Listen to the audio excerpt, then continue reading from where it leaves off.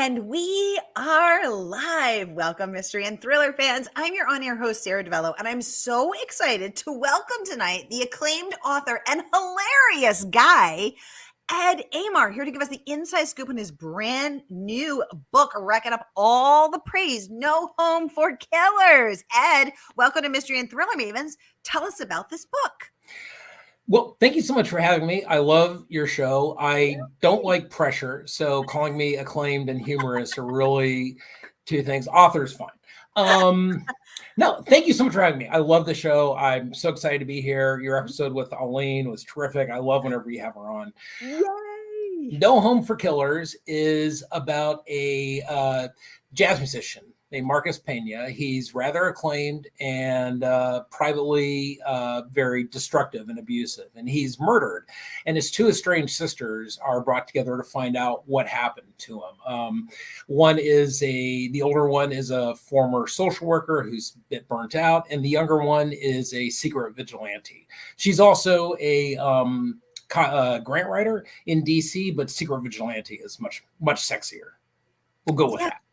It was so crazy reading it because I was like, oh my God, I've just never read a book about another secret vigilante. And as one myself, I'm so glad to see myself represented on the page finally. I'd like to give voices to people. It's all about identity. Exactly. Oh my God. Well, Ed, we got a lot to talk about, and I see the comments are already coming in. So I just want to welcome everybody. We are going live to 6 different locations across Facebook and YouTube. So friends, no matter where you're watching from, you're in the right place. It is the right time. It is Mystery Monday, because Mondays can be killer. We're going to make them a little less painful for you. If you've been here before, you know the drill. And if you're new, welcome. We're so happy to have you. Here's the drill. Every Monday, I give you my handpicked featured author, so you get to ask them anything. So ask Ed about No Home for Killers. Ask him about this jazz musician, Marcus. Is Marcus a thinly veiled, version of Ed? We are going to find out. Ask him about these sisters writing women, drawing tension. We got a lot to get into. So just type your questions in the comments. I'll get them right over to him. Kathy, welcome to the conversation, saying hello, Ed and Sarah. I am loving that little mocha pot there. Eat, sleep, read. Welcome. I'm vibing with this. Erin, welcome to the conversation, saying hi, Sarah and Ed. Hi, Erin. I'm loving that profile picture. Looks like Boucher Khan there. Is that Dennis Lahine? Melissa joining us from Australia, saying good day, Sarah. Good day, Melissa. Welcome to the conversation. Always a pleasure to see your name pop up. Kathy saying, I can't wait for the drawing at the end of this event for a trip to Hawaii. I know Ed's taking us. It's going to be so great. Yeah, I made some promises. So, tell us about the promises, Ed. Yeah, I do have a question first for Melissa.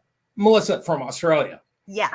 I worked with a guy, and he would always say, and he was from Australia, and he would always say, good day, mate, when he came in. And I never knew if that's what people in Australia actually said, or if he was just screwing with us, because he was and I was like, I don't know, and I didn't know how to ask him. It'd be like if I went someplace and told everyone, like I went to Denmark and I was like, howdy, which is actually something people say, but I don't. So I was like, did they really say good day, mate? And he also said kangaroos were essentially their version of deer. Like you would see dead kangaroos on the side of the road and stuff. I couldn't prove any of this. I used to live in Australia, and I can tell you, and Melissa, please chime in, because obviously I am not a native Aussie, but I did live there, and I went to uni, which is their college system over there. And they do say good day, mate. It's just like, hey, how are you? Good day. And mate, of course, is like friend. So it just is like, if you're like, hey, friend, which is how I say hello to people over here in the US. Same thing. Good day, mate. Good day, mate. So they don't say buddy. You know how guys are like, buddy, pal. That's not how men talk, but no, I know. Buddy. Yeah, let's have a beer. Crush it on my head. They say, good day, mate. Melissa is saying, yes, we actually do say that so much, not so much the big cities. Now I'm sounding British, but more the outback. Okay. Yeah. I was thinking that maybe people were lying to you and they were just saying it to you, and they were just like pulling this joke on Americans, kind of like how British people always pretend they have this British accent. Then they go home and they're like, oh my God, that was so tiring. But I saw a Yank today and I had to do the whole, poppy field. Yeah. They had to like put on their top hat and sing the chimney. Exactly. put on the Cockney rhyming slang. Lido girl, welcome to the conversation, saying, hey Ed, Sarah from Florida here. Sarah. Hi, Hey, Sarah from Florida. She said, no Home for Killers is fantastic. That's so sweet. Thank you. Thank you. Kathy saying she expects to be highly entertained by Mr. Aymar. Get going, Ed. Get us laughing. I knew, by the way, before we go into that this conversation would go off the rails fairly soon. I didn't expect it to be within the first 6 minutes, but yeah. I want to set. I'm hoping that I set a record for Murder by the Book. Woo! I love it. Carrie, welcome to the conversation. Saying Sarah is the mystery maven. Carrie, I will Venmo you that $5 later. Thank you for the testimonial. Michelle Richter, welcome to the conversation. Saying hi, Ed and Sarah. Hey, Michelle, I love your sketch there as a profile picture. Very cool. Erin saying she was hanging out with Dennis Lehane at BoucherCon, and he was so nice. Oh my gosh, I'm so happy to hear that. Oh my goodness, we have Arlene Cogdell in the audience. Oh, thank you, Arlene. Yay, that's so great. I love that. Makes me so happy, Colleen. So thank you so much. Yay. So Arlene was actually on 2 weeks ago, I think, Arlene, and she picked her best books for the season. And guess who she picked? I saw it. I was watching and I was very nervous. She also picked so many. I mean, it was so cool to see it and so cool to be in company with people like Tracy Clark and so many writers I admire. So yeah, I was very excited. I am a Tracy Clark stan. She's freaking amazing. I've read everything she's ever written. I love me. She's so good. Clark. Same here. Aaron says Ed is good at making promises. He doesn't tend to keep them here. Oh my God. So Ed, consummate liar, swindler. I don't know if your security features are enabled here, Sarah, but we can fix that. Let me just. Kathy wants you to know that she will be finding you if she doesn't win that trip, Ed. So get the Hawaii going. Oh my goodness. They're coming for you, Ed. Look out. To be fair, that sounds like I'm giving you a trip. You're coming here. Welcome to DC. Good thing Ed is broadcasting live from 6 floors below the Pentagon. Melissa wants you to know that kangaroos are not everywhere. They're not hopping through Sydney, but they are rampant through the outback and the bush. Okay, that's fair. My friend actually was from kind of a remote area, so that makes sense. He told me he would like drive across and there would be like dead kangaroos on the side of the road. I was like, there's live ones too. Let's keep it perky. Let's keep it positive. Oh yeah, right. Sorry, yeah. They were all alive.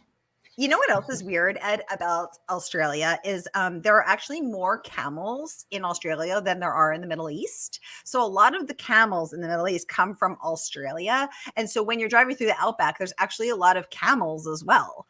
A fact that not many people know about Australia, but I can testify to.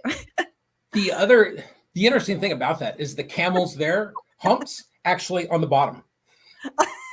Okay, so now it looks like they're just pregnant camels walking around, but no, actually they, that's where they carry it. That's why they call it down under. Oh my! Ed, now we just know. Now we know Ed it really is taking this in a different direction, the down under direction. Sarah, welcome to the conversation. Did you meet him? I'm not sure. Oh, I must have missed that one. Sarah, let us know who. Sarah is a fangirling, as we all are for Arlene Cogdell. We're so happy to have you here, Arlene. Erin says, don't tell Ed, Sarah, but No Home for Killers is incredible. It really is, Erin. I'm loving it too. Erin, tell us what you love about it. Oh my goodness. Arlene, we should have brought you on because you have so many friends here. Okay. What are you saying? Whoa. Should have brought Arlene on. I mean, bring her on as a cameo. Okay. We're going to need to see Ed in the boxing ring with a camel. We are loving this. Ed, one of the things that Arlene said among the many nice things she said about your book is she thinks that you are hilarious and you are one of her favorite Facebook accounts to follow. Oh, sure. I am also wildly entertained by your Facebook. Ed, what do you think there were also some really funny moments in this book. What do you think is the secret to those moments of levity, even in a thriller? Well, personally, so the difference, there's two differences. The first is, personally, I set a low bar so that if so that people will be like, oh, hey, that wasn't bad. What do you know? For the book, though, for writing a book, it's different. I really want to write. I want to write humor in crime fiction, and I think I'm starting to get more into that. But it's also something that you have to be really careful about, because humor and crime fiction aren't a good combination, right? They don't generally go together very well. Only a few writers have done them really well. And to write a truly funny novel, like, that has crime fiction elements in it, someone like P.G. Wodehouse, I think that would be a very that's cute. I think that would be really difficult, because everything about the book has to be funny, right? Everything from the plot, the circumstance, the characters, their eccentricities around it. I don't necessarily want to do that, so it's a tough line to balance. When you're trying to write a heartfelt incident that occurs in someone's life, and then temper it with humor. And I'm still trying to refine that, trying to really get that down. I think there's a lot of cozy writers who do that really well. Oh, interesting. So I think interesting. So this is actually bringing up a good point, because I laughed reading this book. So just for an example, the first thing, and it's not, in a slapstick sort of comedic way, but I still laugh. So for instance, the first moment that leaps into my mind is, as you mentioned, one of the sisters is a part-time vigilante. So sure. I don't think this is a spoiler. She takes care of men who do bad things. So she in her, I think it was her first chapter, she is in her vigilante mode, and she's got, a dude in the trunk who frankly deserves to be there, in my humble opinion. And she's screaming and he's thumping, he's kicking to get out. And she's like, shut up. And I don't know why. It was so funny. Or she thinks he's complaining about her musical choices. So she's screaming, I like this song. And she's got loud, angry music on to hype herself up to go, beat him up. Mm-hmm. Something about it was really funny. Maybe you didn't intend that, but I laughed. No, I did. And I wanted to, with Emily, the character, there's a certain element to her that it took me a long time to figure out, where she kind of occupies almost a cartoonish sort of space. I kind of wanted to put somebody who's almost like the Looney Tunes version of a character in a real book, and she's counterbalanced by her sister Melinda, who's very serious and in a very traditional relationship and has a very suburban life, and Emily's kind of this gleefully violent individual who, Emily could have, at points been like leaping across rooftops and tossing bombs, like, she's very much almost a cartoonish kind of figure. But I wanted there to be a reckoning for her, and a way that she has she has to sort of face this kind of fantasy and realize what it does to the people around her and the people she cares about.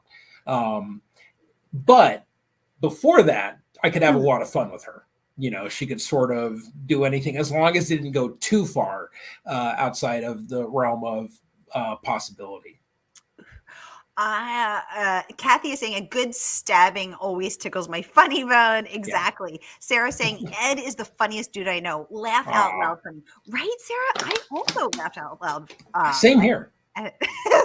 Michelle saying Ed's so great at writing delightfully unhinged characters. Oh, I like that. Delightfully unhinged. That is such a great way to describe it. Leslie's joining us from Canada, giving us her signature Canadian hello. That's my Canadian accent. Aline is saying, not to get all serious, but you are getting a reputation for empathetic books with a strong streak of social justice. Let's talk about that, Ed. Your response. Are you trying to write that? Were you surprised to hear that? Give us the scoop. Oh, that's lovely. I mean, yeah, that's what I'm hoping for. Right. I mean, I want to write. I want to write a book like that. The social justice is always, it's such a fundamental part of crime fiction, all the way from the even the pulp days to now. There's something in there where there's even the anti-heroes were against systems that were corrupt. So with that, yeah, there's and with noir, right? That's I don't think that I write noir, classic noir, but I think there's probably an offshoot of it, like a neo noir that my writing would probably fit in. You And would within consider that, this neo noir. yeah, I think so. I think given Okay. the ending and noir to me is a little different traditional Yeah. noir because there's a sense of the language and Yeah. the It's like a prose. rat-tat-tat kind of. Yeah, but I also think there's now it's sort of developed into other other kind of other branches of genre in crime fiction, and I think there's probably somewhere between noir and hardboiled where I fit. But for the social justice, yeah, that's important to me because it's something that we're sort of immersed in right now, right? Yeah. I mean, there's so much happening and so much even within crime fiction. Like every month, there's some kind of catastrophe that happens, and people are jumping on social media to address it. Yes. And it's an exciting time, though, right? It's also exciting because it's a time of change. So it's messy and it's progressive, and occasionally it's unfair, and occasionally it's entirely in the right. But it's definitely you can almost feel the change, and it's exciting to see. Exactly. And also, if we're going to stay with the crime fiction analogies, digging up the bodies, digging up the bones and taking them out and looking at them and examining them and bringing them into the light and talking about all these things that have lain buried and in darkness, and we sense that they're there and they're not right, but nobody really knows how to excavate them, or they are trying to excavate them but they're not getting heard about the issues. All of this is happening: the excavation, the conversation, the necessary dragging into the light. And so I think you're exactly right, both on the page in what you're addressing in terms of Marcus Pena being a musician who's writing music and lyrics, stomping for not stomping, but agitating for change. Yeah, yeah. And also, the moment that we're in off the page as well. So yes, to all of this. And Aline, thank you for bringing that up so beautifully and thoughtfully, as you always do. I think, we're the one thing I want to add to that is I feel like we're in sort of a new literary movement that's happening. And I think, like when you look at traditional, this is going to be so nerdy, but when you look at like traditional literary movements like Romanticism and Modernism and Postmodernism, they were always defined by prose and style, really, first. And that was sort of their characteristics. And I think now we're in one where it's more defined by identity and the stories that are being told. And I think that we're not quite aware of that. It doesn't mean that not everybody, can write a story or tell a story or anything like that. I mean, there were plenty of writers during all sorts of literary periods and eras who were writing outside of that, and they did just fine. But I think we're going to be sort of defined by what we've traditionally called the other. It's going to be women, it's going to be writers of color, it's going to be queer writers, I think, who are really setting the stage. And it won't be defined as much by prose as it will by identity and storytelling. Exactly. And I think they're bringing up a really good point, because those are voices who have until now had either not a seat at the table or a harder time to get that seat, or had not been afforded as many seats at the table. And so those voices and those stories are long overdue, much needed, and extremely, welcomed and interesting. And I am seeing that change that you're talking about, and it's so great. And Aline was talking about that when she was on. It's we're seeing that everywhere, from the cozies, where we're seeing different cultures and foods and brought onto the page, and how fantastic is that to be able to learn about different cultures and different foods and different because they're oftentimes cozies take place in a restaurant or a bakery or whatever, but then we're also seeing that in what I now know as neo noir, or I learned a new term today, or in seeing the portrayal of wonderfully diverse characters, so that the page is starting finally to look more like the world outside my window, and that's really cool. Yeah. And I think that's an exciting thing. I do think there's probably one difference with, Tell me. Well, there's a sense of like these cultures, I'm always surprised when people are like, I don't really want to read about that or pick up a book by a black writer or a queer writer because it's something they're not familiar with. And I'm like, you read to get into other worlds. Right. But I do think that most people in this country, I read this stat a while ago, I don't know if it's true or not, so I can't verify it, but that most people in the most book buyers buy a handful of books a year, 2 or 3, or that's how many they read. And they're typically by the same writers that they read the year before. So they'll follow, a John Grisham and buy everything he reads buy everything he writes and read it. And they're very much in their comfort zone. And that's fine, but they may not want to be taken outside of that. Ooh, interesting. So I think, I didn't know that. I think I read books to walk a mile in someone else's shoes and see the world through their eyes, and to, because that's the closest that I can get to not being in these shoes. And so I've always personally just been really interested to read, outside of myself, because I know what my lived experience is. So that's it. That's so interesting to know that that's not what the statistics are indicating. Look at us having this like real, like high level conversation. I mean, honestly, I'm reading most of this from a cue card behind my computer. So So you're waiting for the next word. Furthermore. So Ed, we have questions coming in, and I'm going to get to every single one of them. Let's jump right in. Kathy wants to know, Ed, a serious question. Well, seriouser. That's like curious and curiouser, a la Alice in Wonderland. Ed, do you know how your stories will end when you start writing them, or do the characters or your son lead you there? Woo, give us the scoop. Yeah, it's funny with kids because I never realized until I had a kid, and he was like 4 or 5, that they have no moral compass. They will, you really have to, they're little psychopaths, and you have to like rein that tendency in. But very loving. I would say for me, I do, because I have to be everything I do has to follow like a strict outline. I still use a day planner. I'm 1,000 years old. Everything has to like, good. Paper? Follow, yeah. Yes. Yeah. Me too. I can't use an electronic day planner. That's just like courting chaos. But use like, I have everything outlined and planned out. And I worry sometimes that that's going to make the story predictable. To me, it's gonna, but that doesn't tend to be the case, because the outline doesn't have every beat of it. It has the beats, but doesn't have, sort of the pulse of the story. So as I might deviate a little bit here or there, but I generally know where I'm going. And then sometimes something will happen where you're like, oh, if that happened, that would be really messed up. And you're like, I kind of think that needs to happen now. Ooh.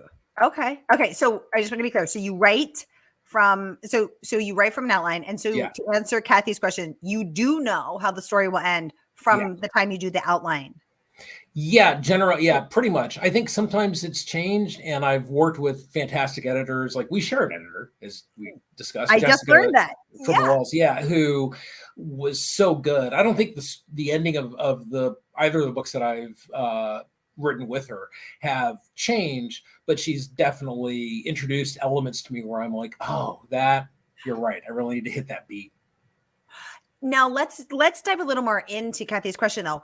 When you sit down to write the outline, do you know how the story will end, or does it come to you as you're writing the outline? Then it usually comes through the outline.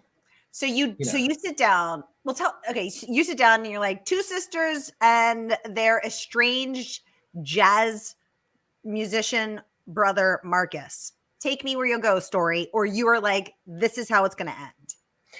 I kind of, man, I don't even remember now, huh? Come on. I think like, I mean, maybe I think usually I get like, at first it's like a combination of outlining and writing, and you're doing them both at the same time. And then the story sort of leads to the end itself. It kind of happens naturally. You know, it's sort of like writing a short story, which I don't do any outlining for. And I don't write a lot of short stories, but when I do, I don't do any outlining, but I do have a very strong sense of how the story is going to end and where the characters are and what they're going to do. I may not know exactly. There's always like a twist or something that's going to happen, but I kind of know who's going to be left standing. I like how you said, when I don't write a lot of short stories, but when I do, it reminds me of that. Is it a tequila commercial? It's like, I don't often drink tequila, but when I do, it's but when I do. Erin is saying unhinged is the best description. Yeah, Michelle, that was a good call. Sarah's saying you're a marketing genius too. And do you enjoy the marketing part of the writing process, or tell us about that? Marketing's my day job, and it's been my day job for I didn't know that. Yeah, 25 years. And it's so I kind of like it. I mean, it's a lot to do because I'd rather not do it. You know, I mean, I'd rather not have to sell my own book. No, I like that. This part's fun. I mean, like doing, setting up ads on Facebook and stuff like that, or Amazon. It's that kind of stuff, like going through different metrics and looking at different analysis, like that kind of stuff. I find super boring, and I don't want to do press kits and send them out or anything. But I mean, my sense is that if there's something I'm doing that's boring, I've got to find a way to make it fun. And marketing should be fun. It should be the kind of thing that's going to give me joy to send out, because then it'll give someone ideally joy to receive. I love that. So Ed, let's get into some of the praise, because the praise has been amazing. And I want to talk about that. And then I want to talk about the craft behind the praise. So let's kick off with Kirkus, who I believe the New York Times called reliably curmudgeonly. But they had just happy things to say about your book. So they said, think your family is dysfunctional. Welcome to the big time. The perfect gift for friends worried about spending the holidays with their relatives. Things could be worse. So let's talk about this dysfunctional relationship between the two sisters and the brother. First of all, Ed, I don't know why I'm getting a vibe that you have two sisters. Do you have two sisters? No, I'm an only child. You're an only child? Yeah. I always wanted to have a sibling, or a couple of siblings. But yeah, no, I was an only child. Okay, so you had to imagine the dysfunctionality between these three siblings, the sisters and the brother and Marcus. Yeah, and I really like that, because my wife has two siblings. And not that they're dysfunctional. I'm not saying that, in case they're listening. They're kind of dysfunctional. No, but there's this relationship between siblings that I really love, and I've always sort of admired from afar, where they accept each other. Okay. And it's very much like an acceptance. Like, but that's I know some siblings have fought and split apart and don't talk, and I've seen that.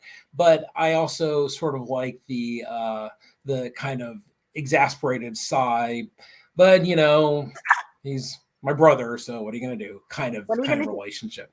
So you feel sad that you missed out on that? A little bit, but what I've found, and I always said, if I had a kid, I would never just have an only child, because I was miserable as an only child. But now that I have a kid, there's no way. The minute my wife gave birth, I just shoved her off the table and I climbed on, and I was like, "Cut me, doc." Oh my God, I love it. So your kid will be an only, is and no, I'm done. Wow. Okay. And let's talk about this review from, I'm going to pop it up so we can all read it together. Hillary Davidson. This is a bold, relentless, breathtaking thriller from start to finish. And how do you write a bold, relentless, breathtaking thriller from start to finish? Did it come out bold, relentless, and breathtaking? Did Jessica, say, we need more bold, Ed, hashtag get more relentless, pedal to the metal. You're in second gear. I need you at fifth. What can you tell us? So some of that comes in. I think I write, I write my first drafts are always a little bit unrestrained. I let it go into places where I may not want it to, and then I cut it back. And I have a couple of friends who do that too. And I think that's necessary, but I really don't have a very good sense. I don't know. Maybe you're the mystery maven. I mean, are you desensitized to like, because I'm like, I have no clue what is permissible or what is Ooh. not. And I need people to like rein me in when they read my they're like, that's too dark. And I'm like, oh, okay, good. I had no idea. So Jessica had to rein you in. It was She too did. dark.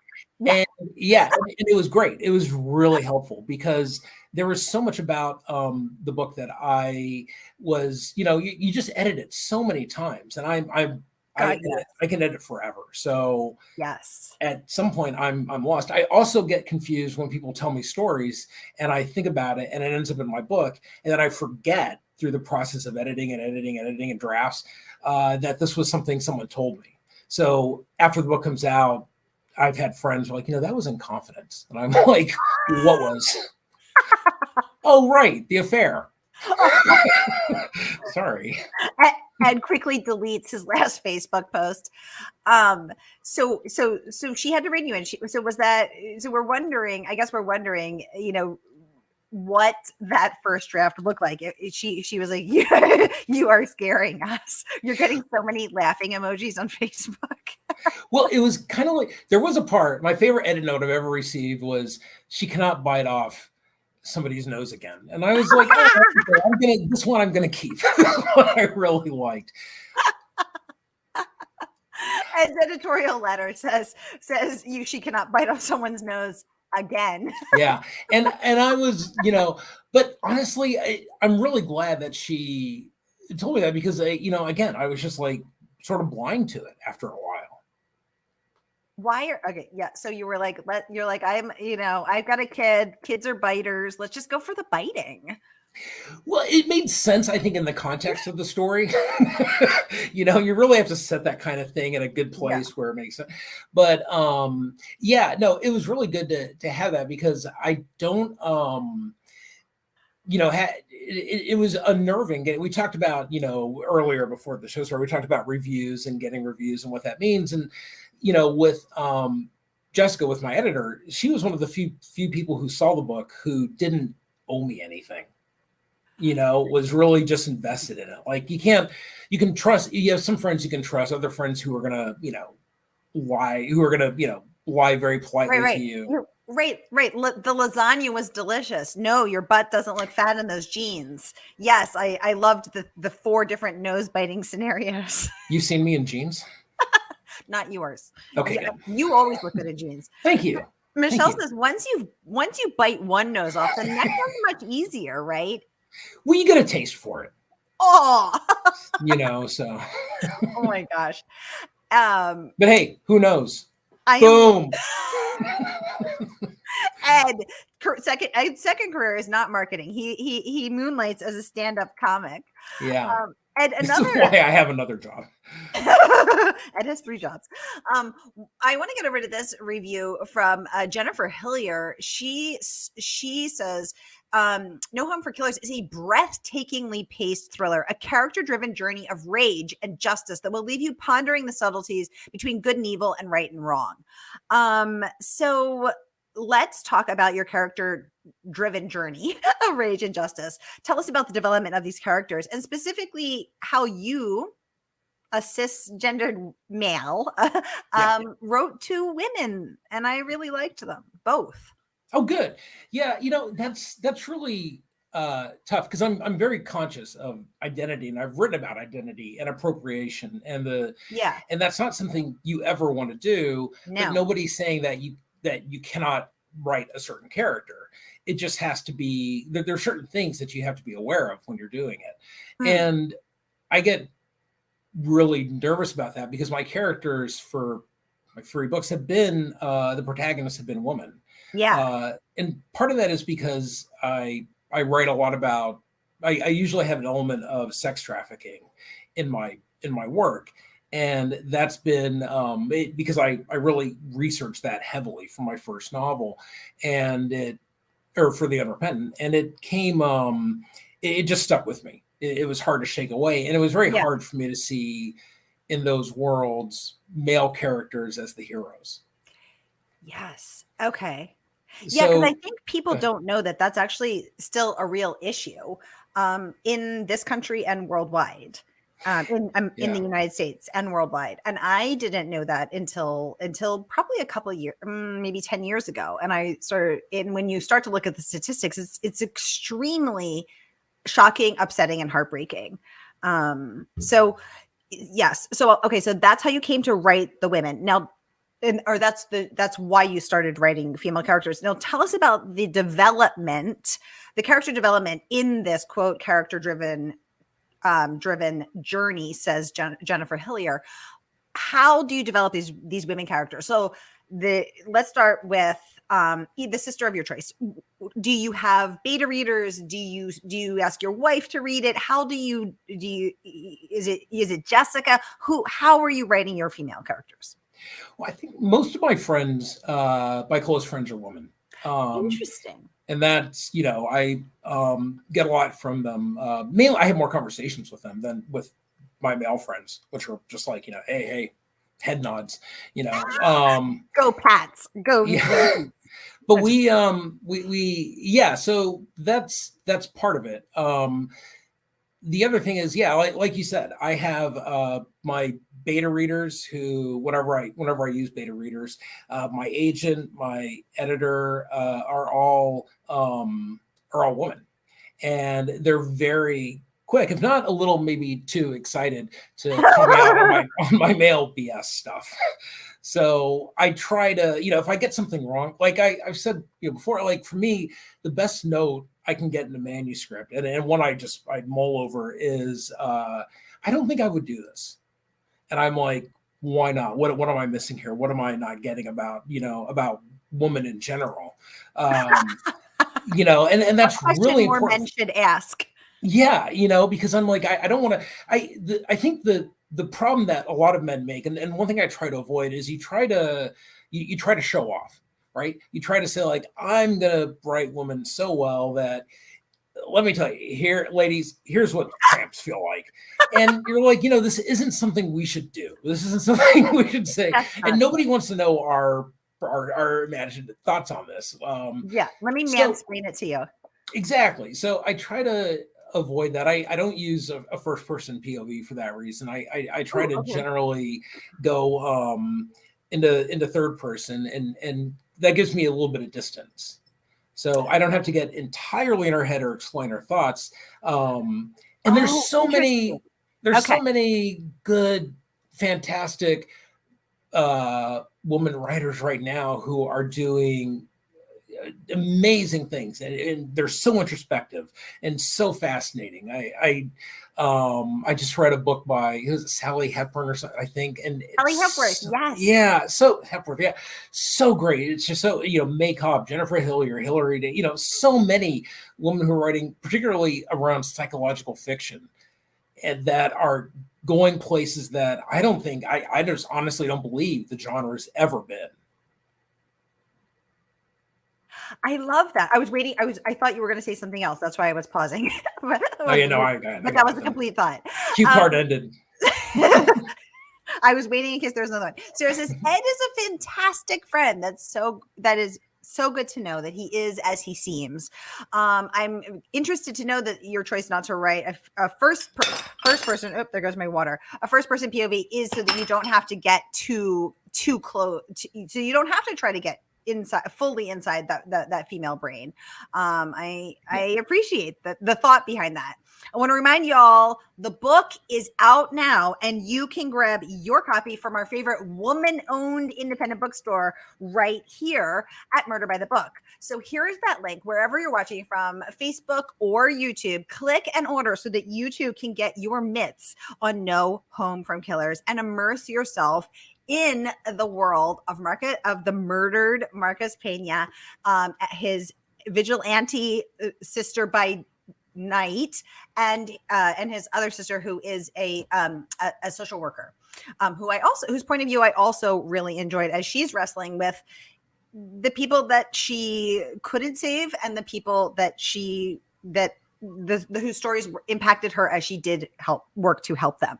So I loved both of these. Okay, here's the link wherever you are. Click, order No Home for Killers. Ed, anything you wish I had asked you? Anything you have never told anybody about this book before that you would like to share now? Wow, that's a good question. I'd say one of the things I wished I touched on, Yeah, tell and me. it was actually came through Jessica. One of her notes was originally this book had 3 POVs, and one was Marcus, and he was Oh, still interesting. dead, but it was his past, and sort of leading up to his death.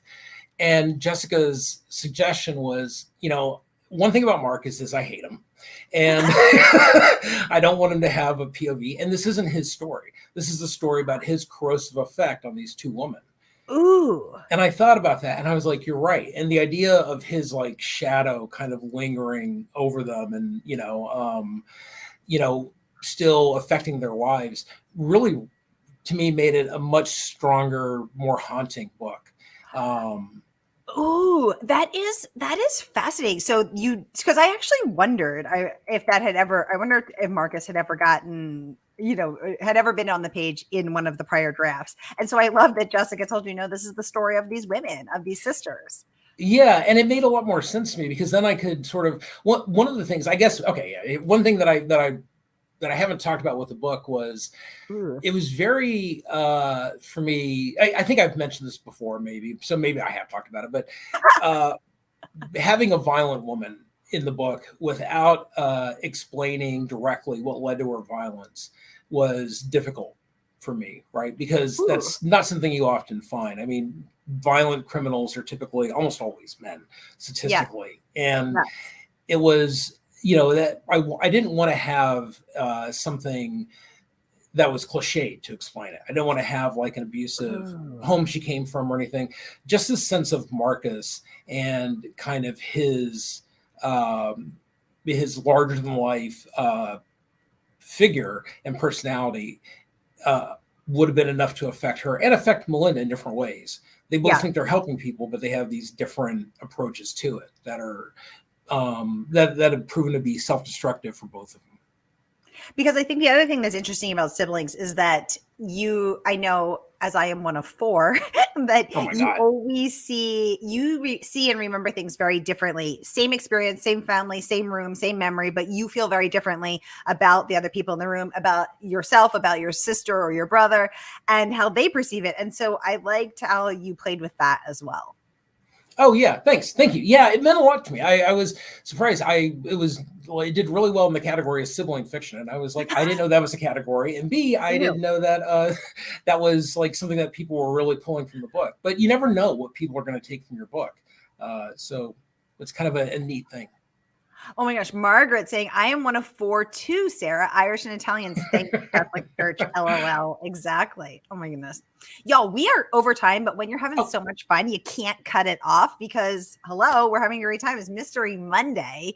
Kathy saying, I remember my brother chasing me with a knife. He remembers teaching me coloring skills. Exactly. He's like, hey, remember the time we had the great day and we made spaghetti? And you're like, hey, remember the day I thought you were trying to kill me? And I like talked about it with my therapist for 6 years afterward. Like it just, everybody remembers it so differently. And I totally hear you, Kathy. I get it. Oh my goodness. Margaret saying SDV on a roll today. Yes, ma'am. We're rolling. Yes. Oh my goodness. Yes. We're having so much fun. Y'all, I want to remind you, order this book. You are going to love it as much as I do. And let me know what scenes you laugh out. Let me and Ed know what scenes you laugh out loud to as well.